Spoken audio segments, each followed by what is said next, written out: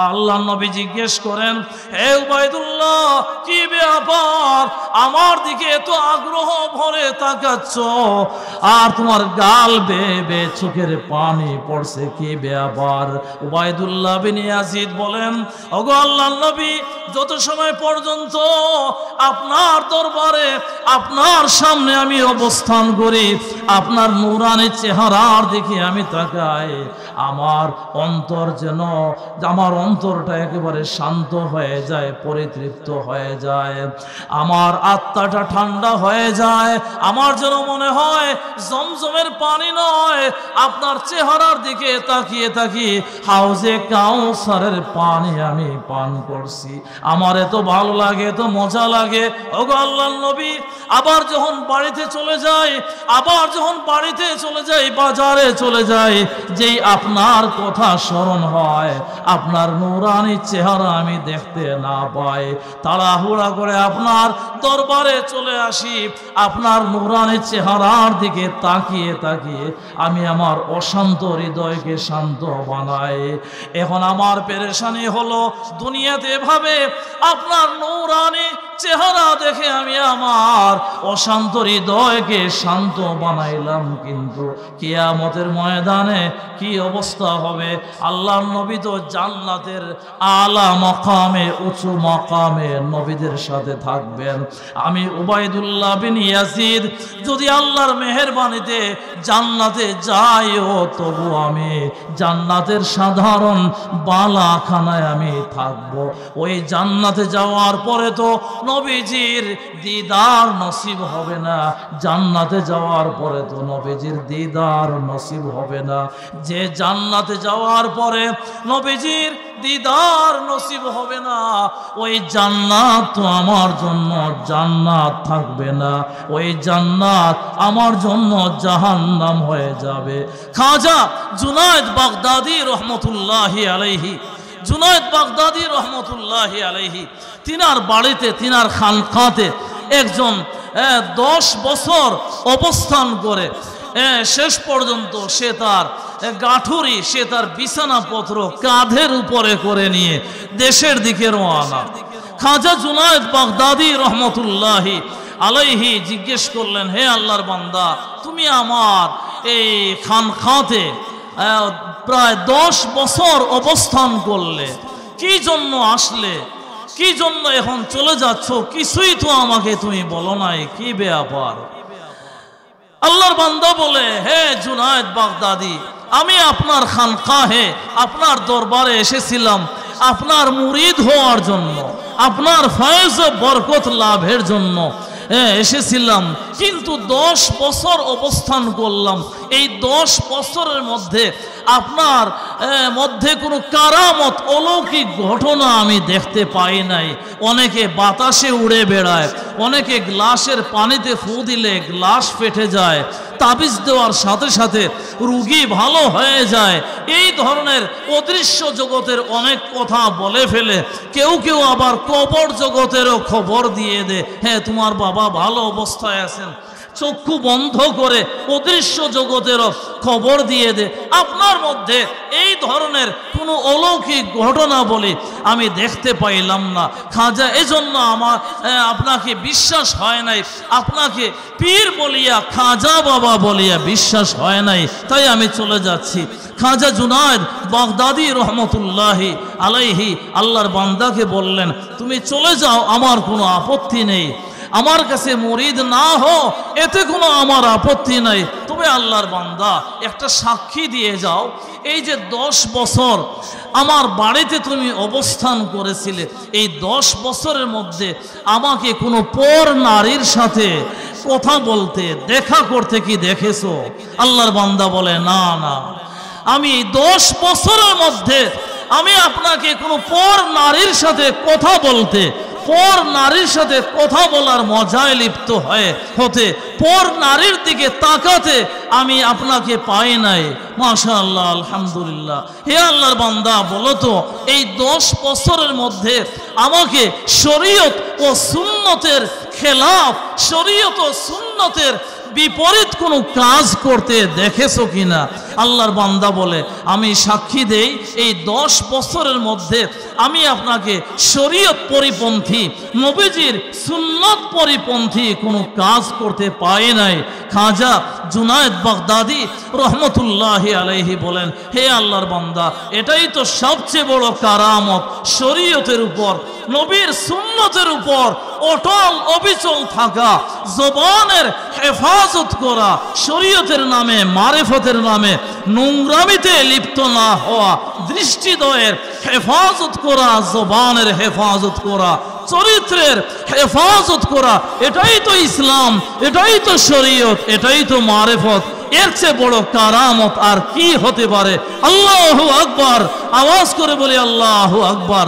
আসুন আমরা সঠিক পথে অবস্থান করে আল্লাহ পর্যন্ত পৌঁছার চেষ্টা করি, সঠিক পথের দিক নির্দেশনা লাভের জন্য এই ধরনের মাদ্রাসার সাথে সম্পর্ক কায়েম করি, উলামায়ে কেরামের সাথে সম্পর্ক কায়েম করি, দাওয়াত ও তাবলীগের মেহনতের সাথে সম্পর্ক কায়েম করি, সঠিক পথের দিক নির্দেশনা লাভের জন্য হক্কানি পীর বুজুর্গদের সাথে সম্পর্ক কায়েম করি, তাদের হালকায়ে জিকিরে বেদাত মুক্ত হালকায়ে জিকিরে আমরা গিয়ে অংশগ্রহণ করি। এতে আল্লাহ পর্যন্ত পৌঁছা সহজ হবে, আল্লাহকে পাওয়া যাবে অতি সহজে, মুজাহাদার মাধ্যমে, সাধনার মাধ্যমে। মারিফতের স্বাদ, শরীয়তের মিষ্টান্ন স্বাদ, তরিকতের মিষ্টান্ন স্বাদ লাভ করা সম্ভব হবে। আল্লাহ যেন আমাদের সবাইকে তৌফিক দান করেন, বলি আল্লাহুম্মা আমিন। আল্লাহ নবী সারা জীবন মূল আলোচনার দিকে যায়, পেরেশান অস্থির ছিলেন এই উম্মতকে কিভাবে জাহান্নামের কিনারা থেকে উদ্ধার করা যায়। আমার একটা উম্মত যেন কিয়ামতের ময়দানে, আমার একটা উম্মত যেন কিয়ামতের ময়দানে জাহান্নামের আসামি হয়ে না দাঁড়ায়। এজন্য আল্লাহর নবী সব নির্যাতন নিপীড়ন সহ্য করে গেছেন। নফসি নফসি পর হোগে রোজে মাশর সারে পয়গম্বর, নফসি নফসি পর হোগে रोज़े महशर सारे पैगंबर, उम्मती उम्मती पर होगे मीमो हाओ मीमो दाल सल्लल्लाहु अलैहि वसल्लम। सब नबी रसूलगण যে পরিমাণ নির্যাতন নিপীড়নের শিকার হয়েছেন, একা আমাদের নবী মুস্তাফা তার চেয়ে বেশি নির্যাতন নিপীড়নের শিকার হয়েছেন। আজ সেই নবীর রক্তমাখা দিন, রক্তমাখা সুন্নত যদি আমরা হেলায় দুলায় ভুলে যাই, নবীর রক্তমাখা দিন, নবীর রক্তমাখা সুন্নতের আলোয় জীবনকে আলোকিত বানাতে না পারি, কিয়ামতের ময়দানে নবীজির সামনে উম্মত বলে পরিচয় দেয়া মহা মুশকিল হয়ে দাঁড়াবে। ভাই দোস্তর বুজুর্গ, নবীর সাহাবীগণ সত্যিকার মুসলমান ছিলেন। নবীর সাহাবীগণ আমাদের মতো, আমার মতো নামের ঈমানদার, নামের মুসলমান ছিলেন না, সত্যিকার মুসলমান ছিলেন, সত্যিকার ঈমানদার ছিলেন, যার কারণে তিনারা দুনিয়াতেও সফল কাম হয়েছেন।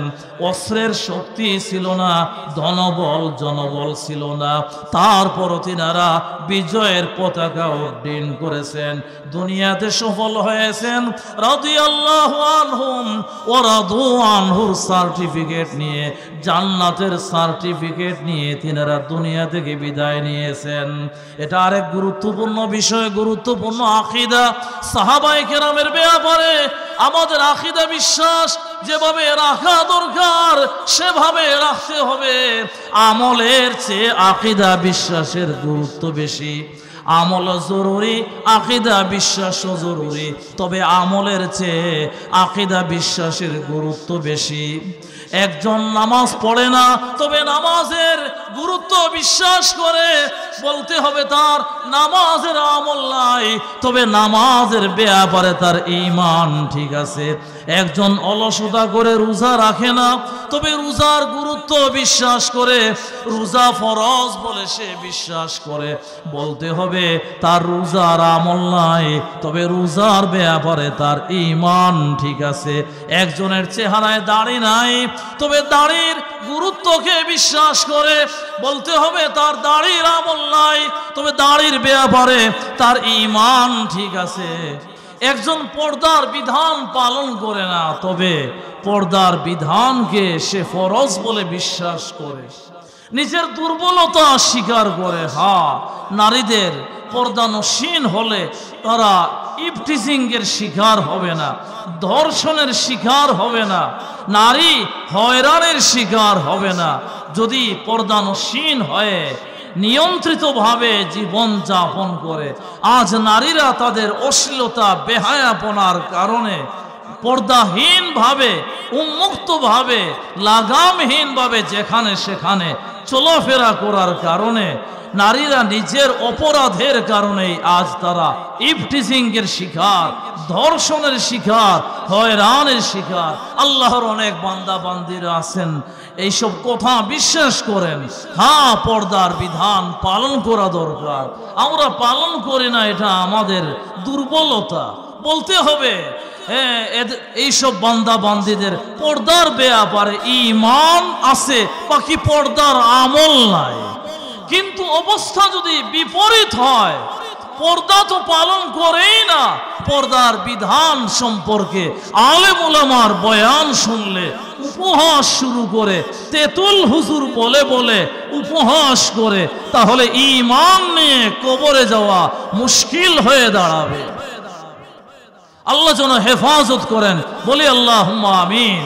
আসুন আমরা ঈমানের গুরুত্ব দেই, আকীদা বিশ্বাসের গুরুত্ব দেই। সাহাবায়ে কেরামের আকীদা বিশ্বাস সম্পর্কে আলোচনা করতেছিলাম। সাহাবায়ে কেরামের ব্যাপারে আমাদের কি আকীদা, কি বিশ্বাস লালন করতে হবে, যা ছাড়া আমাদের ঈমান আল্লাহর দরবারে গ্রহণযোগ্য হবে না। নবী রাসূলদের ব্যাপারে আমাদের কি আকীদা বিশ্বাস লালন করতে হবে, যা ব্যতীত আমাদের ঈমান আল্লাহর দরবারে কবুল হবে না। এই দুটি আকীদা সম্পর্কে সংক্ষেপে আলোচনা করে মূল আলোচনার দিকে যাব ইনশাআল্লাহ।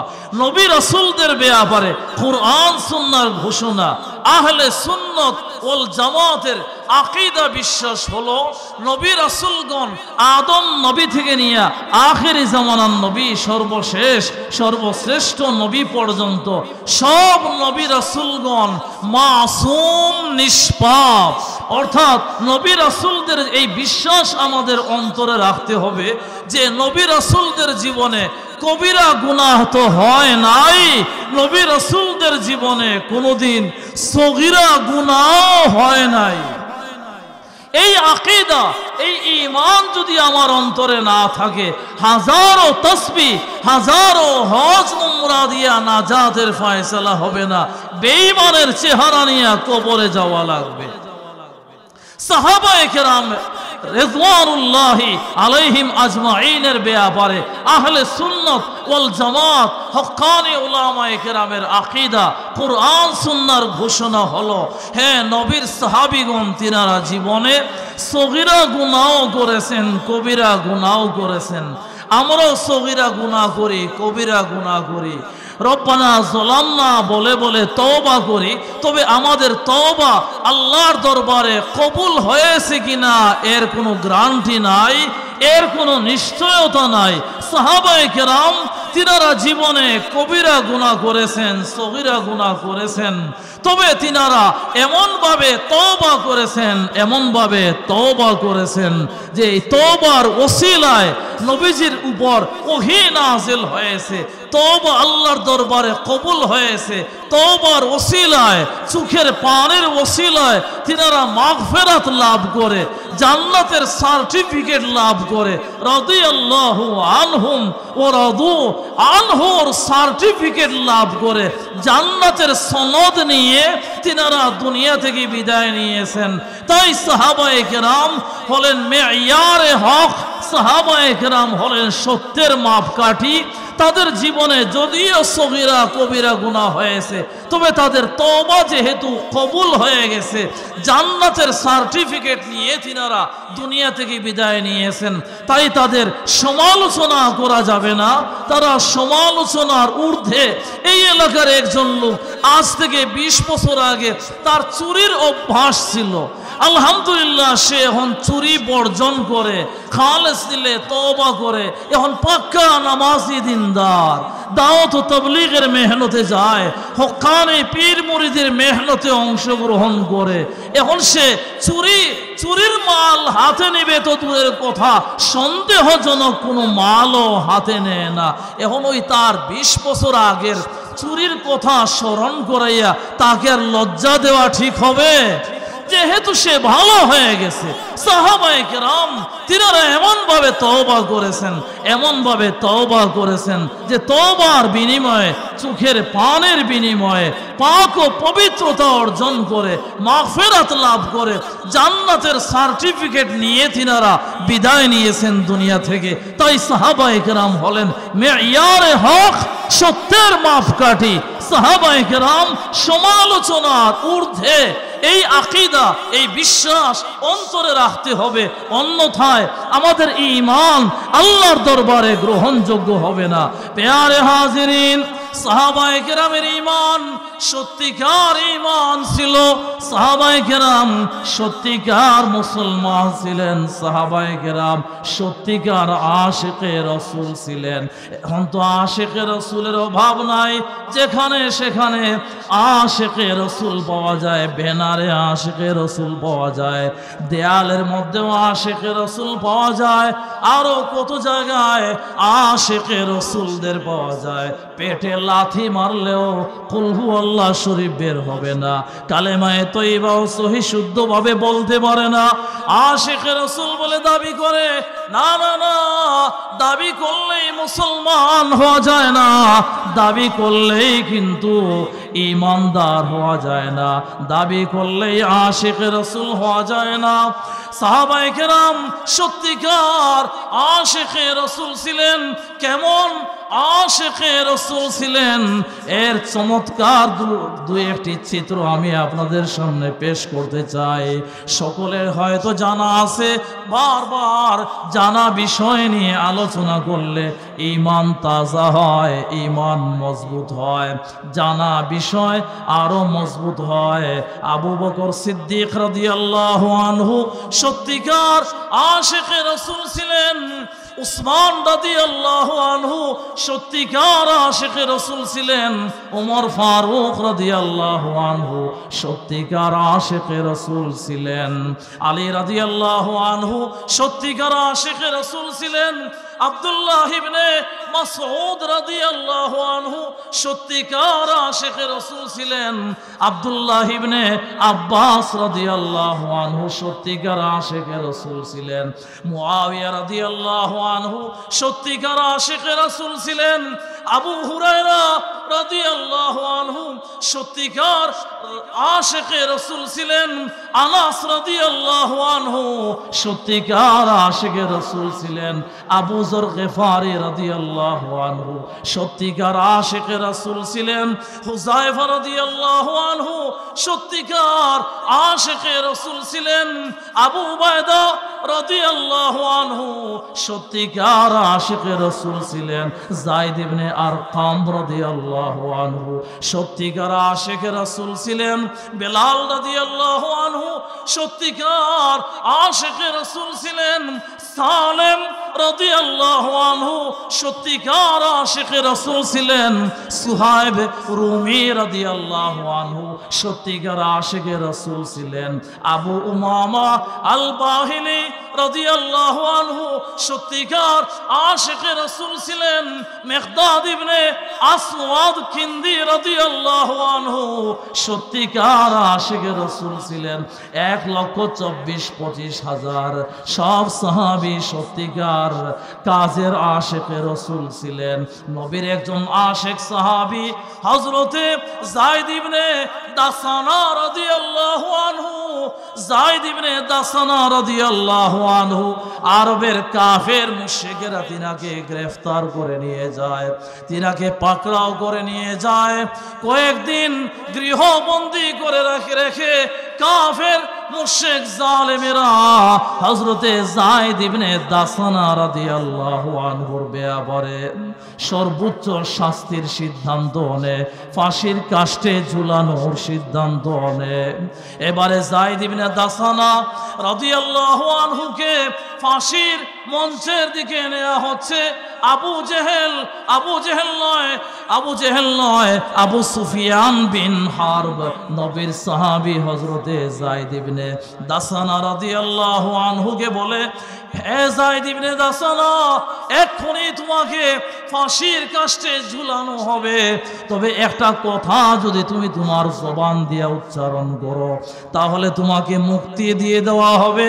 হে যায়েদ ইবনে দাসানা, তুমি জবান দিয়ে শুধু এই কথাটা উচ্চারণ করো যে আজকের এই ফাঁসির মঞ্চে যদি আমি যায়েদ ইবনে দাসানাকে না ঝুলিয়ে আমার প্রিয় নবী মুহাম্মদুর রাসূলুল্লাহ সাল্লাল্লাহু আলাইহি ওয়াসাল্লামকে ঝুলানো হয়, এতে আমি যায়েদ ইবনে দাসানা খুশি হব।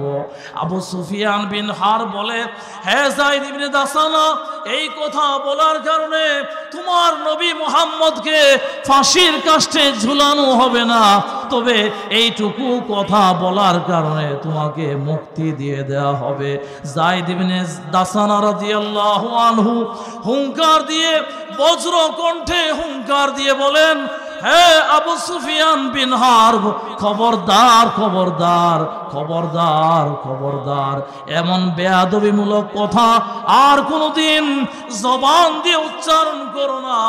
আমি যায়েদ ইবনে দাসানা, আমি আমার জবান দিয়ে বলবো যে আমার নবী মুহাম্মদকে ফাঁসির কাষ্ঠে ঝুলালে আমি খুশি হব। না না না, এমন বেয়াদবিমূলক কথা জবান দিয়ে উচ্চারণ করা তো প্রশ্নই আসে না। এমন বেয়াদবিমূলক কথা জবান দিয়ে বের করা আমার পক্ষে সম্ভবই হবে না। ফাঁসির কাষ্ঠে ঝুলবো, তারপর নবীর শানে এমন বেয়াদবিমূলক কথা বলা সম্ভব হবে না। এমনকি নবীর শানে এই কথাটাও বলা সম্ভব হবে না যে আল্লাহর নবী নিজ ঘরে অবস্থান করছেন, এই অবস্থায় নবীর পায়ে যেন কাঁটা বিদ্ধ হয়, নবীকে যেন কেউ ফুলের তুলা দিয়ে আঘাত করে, এইটুকু কথা, এই সাধারণ বেয়াদবিমূলক কথাও আমার জবান দিয়ে উচ্চারণ করা সম্ভব হবে না। তাই তো তারা সত্যিকার আশিকে রাসূল ছিলেন, সত্যিকার ঈমানদার ছিলেন, সত্যিকার মুসলমান, সত্যিকার মুমিন ছিলেন। আমার আপনার ঈমানের কি অবস্থা? আমার বাবাকে যদি কেউ গালি দে, আমার মাকে যদি কেউ গালি দে, আমার নেতাকে কেউ যদি গালি দে, আমার নেত্রীকে কেউ যদি গালি দে, আমার দলকে যদি কেউ গালি দে, সহ্য করতে পারি না, সহ্য করতে পারি না। কিন্তু আল্লাহকে যদি কেউ গালি দে, রাসূলকে যদি কেউ গালি দে, কোরআনের অবমাননা যদি কেউ করে, নবীর হাদিস নিয়ে কেউ যদি উপহাস করে, নবীর শানে যদি কটূক্তি করে, আমি বলি এটা তার বাক স্বাধীনতার ব্যাপার। আশ্চর্যের ব্যাপার, নিজের নেতা নেত্রীকে গালিগালাজ করলে 2.5 ঘন্টার মধ্যে গ্রেফতার, কিন্তু আল্লাহকে রাসূলকে গালি দিলে বলা হয় এটা তার বাক স্বাধীনতার ব্যাপার। মূল বিষয় হলো এই ধরনের লোকেরা ঈমানদার নয়, এরা বিশ্ব বাটপার। মায়ের দুস্তর বুজুর্গ, নবীর সাহাবীরা সত্যিকার ঈমানদার ছিলেন, সত্যিকার আশিকে রাসূল ছিলেন। আজ নবী আমাদের সামনে তার রক্তমাখা দিন রেখে গেছেন, রক্তমাখা দিন নিয়ে সিনেমিনি খেলা চলছে। নবীজির রক্তমাখা দিন 1 নম্বরে আমার মধ্যে নাই। আমার মাথা থেকে নিয়ে পা পর্যন্ত যদি তালাশ করা হয়, নবীজির সুন্নত নাই, নবীজির রক্ত মাখা দিন আমার মধ্যে নাই।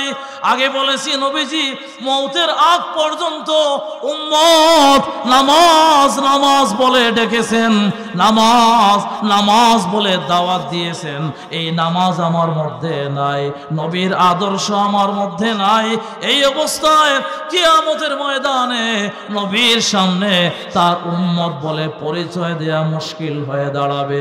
আসুন আমরা সাহাবায়ে কেরামের মতো সত্যিকার আশিকে রাসূল হই, সত্যিকার মুমিন মুসলমান হওয়ার চেষ্টা করি। অন্তরের মধ্যে আল্লাহর মহব্বত, নবীজির মহব্বতকে স্থান দেই, আল্লাহর ভালোবাসা, নবীর ভালোবাসাকে অন্তরে স্থান দেই।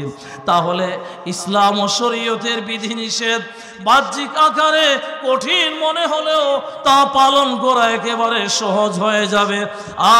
সাহাবায়ে কেরাম কেমন আশিকে রাসূল ছিলেন, সাহাবায়ে কেরামের মধ্যে কেমন হুব্বে রাসূল ছিল, সাহাবায়ে কেরামের মধ্যে কেমন ইশকে মাওলা, কেমন ইশকে রাসূল ছিল।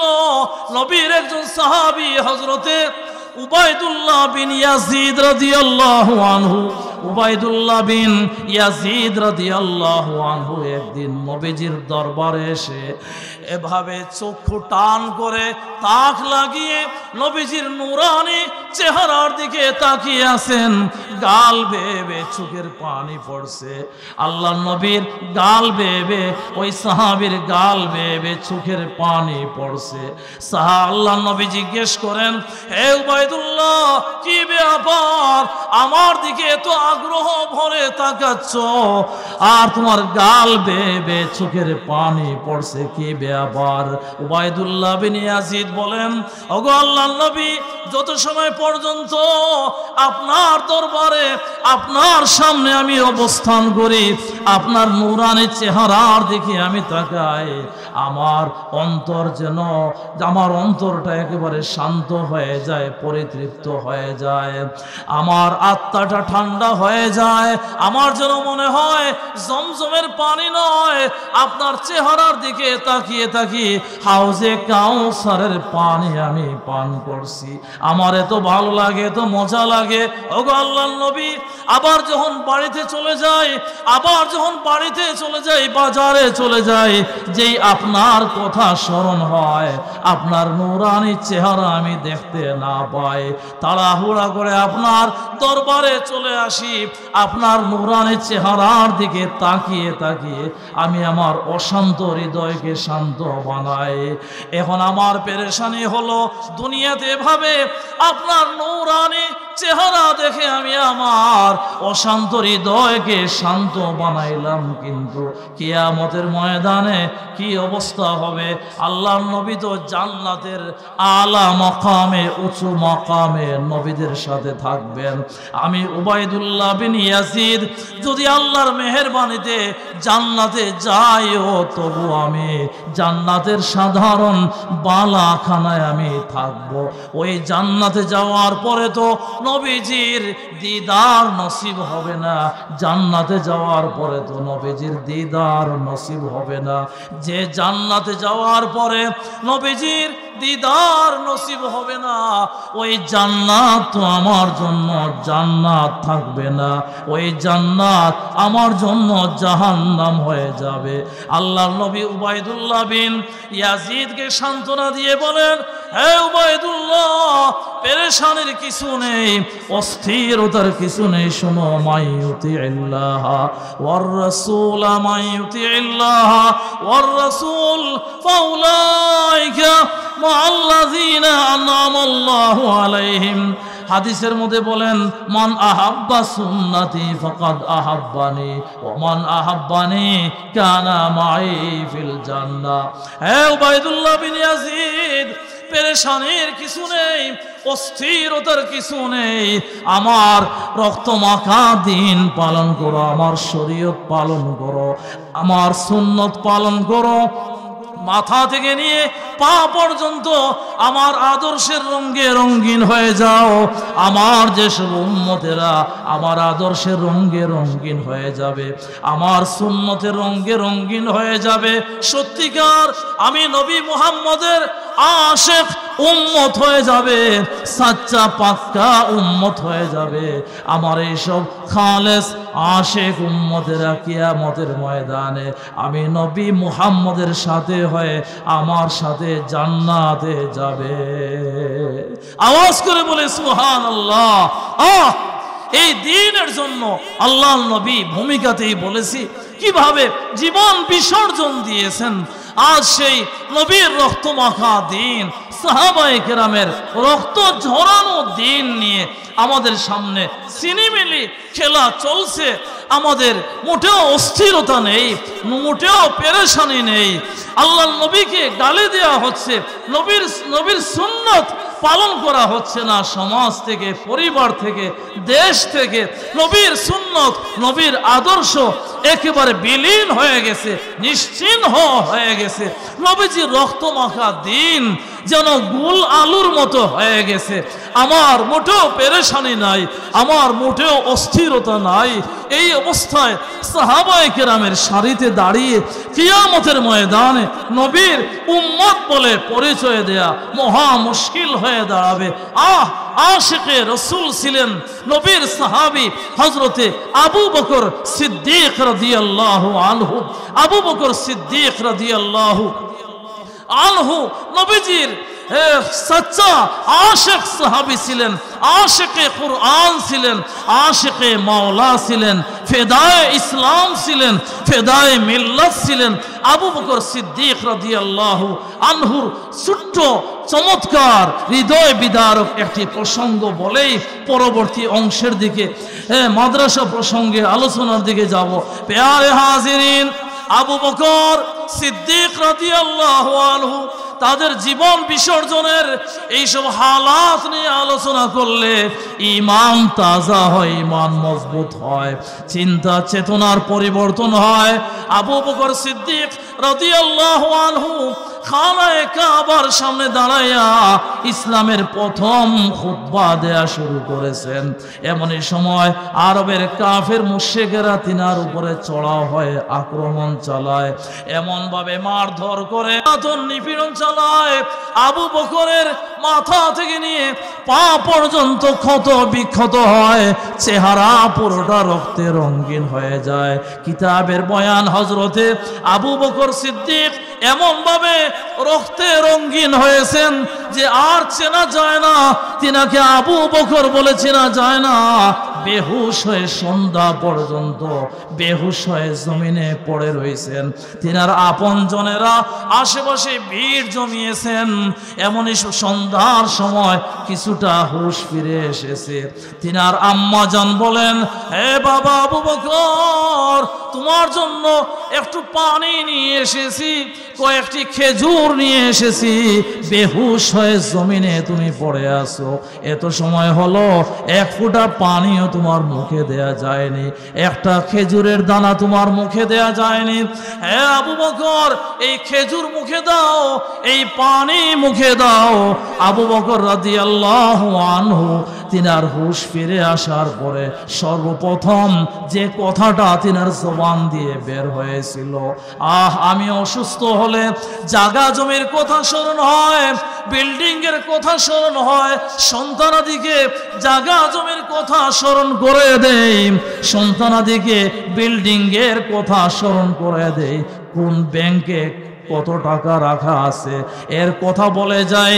কিন্তু নামাজের আলোচনা হয় না, রোজার আলোচনা হয় না, হালাল হারামের ব্যবধানের আলোচনা হয় না, আল্লাহ রসুলের আলোচনা হয় না।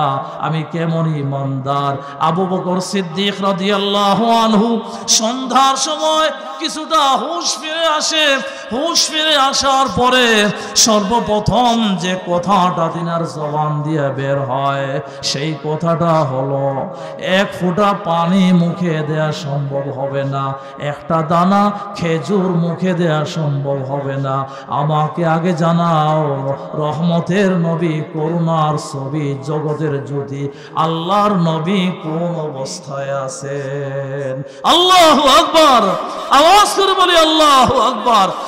আমরা কেমন মুসলমান, অনেকে নামাজ পড়ি, রোজা রাখি, জবানের হেফাজত করি, ব্যবসা বাণিজ্যের ঝামেলায় ব্যস্ততায় পড়লে আর জবানের হেফাজত করতে পারি না।